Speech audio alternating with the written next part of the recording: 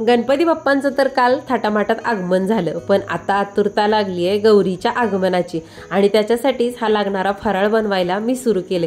तुम्ही फराळ बनवायला सुरू केले का हे मला कमेंट बॉक्समध्ये कमेंट करून नक्की सांगा। तुम्ही म्हणाल हे मी काय दाखवते तुम्हाला, तर इथं मोतीचूरचे लाडू बनवण्यासाठी पाकात इथं मी बुंदी भिजत घातली होती। बुंदी छान अशी पाकात मुरवली आणि छान असे लाडू वळायला घेतले। इतके सुंदर असे मऊ लाडू रसरशीत झालेत। याची जर तुम्हाला डिटेल रेसिपी हवी असेल तर कमेंट मध्ये कमेंट करून नक्की सांगा। थोडेच दिवसात याची मी डिटेल रेसिपी सुद्धा तुमच्या सोबत नक्की शेअर करेन, त्याच्यासाठी तुम्हाला कमेंट करावे लागेल। आणि हे बघा किती मस्त असा रसरशीत हा बुंदीचा म्हणजे मोतीचूरच्या बुंदीचा लाडू झालाय की नाही आपला। तुमच्याशी गप्पा मारत मारत इथं सगळे हे लाडू बांधून घेतले, परंतु तुम्हाला एक लाडू म्हणजे फोडून दाखवायचा राहून गेला।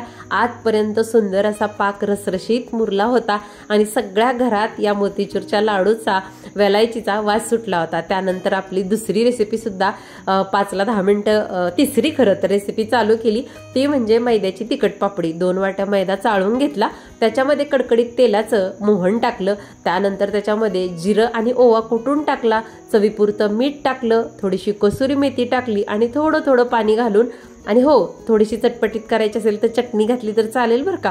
छान असं ते सगळं घट्ट पीठ मळून घेतलं। तिखट पापडी बनवत असताना नेहमी घट्ट पीठ मळायचं, म्हणजे त्या तिखट पापडी आहेत ना त्या मस्त अशा कुरकुरीत आणि कडक होतात आणि खाताना खूप छान लागतात आणि जोपर्यंत संपत नाहीत तोपर्यंत त्या अशाच म्हणजे एकदम क्रिस्पी राहतात। इथं छान अशी एक पोळी त्यांची एका छोट्या गोळ्याची लाटून घेतली आणि स्क्वेअरमध्ये कट करून घेतलं। तुम्हाला हवं तर तुम्ही गोल सुद्धा कट करून घेऊ शकता। आणि बघा मीडियम गॅसवरती, फुल गॅसवरती बिलकुल तळायचं नाही, मग त्याच्यामध्ये कडकपणा येत नाही।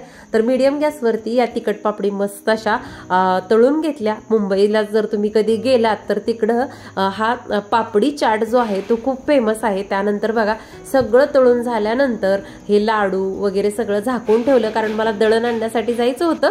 आणि इथं बघा सकाळी शंकरपाळी म्हणजे आजच्या दिवसात जवळजवळ मी 3 रेसिपी बनवलेत आणि 3 रेसिपी आणि सकाळचा स्वयंपाक झाल्यानंतर तर मी कट्टा आवरला होता, पण कट्टा आवरून परत या 3 रेसिपी बनवल्या। त्यानंतर झालेली ही कट्ट्याची अवस्था। आता मी कट्टा आवरून घेते, नंतर भेटते अशा छानशा ब्लॉग सोबत।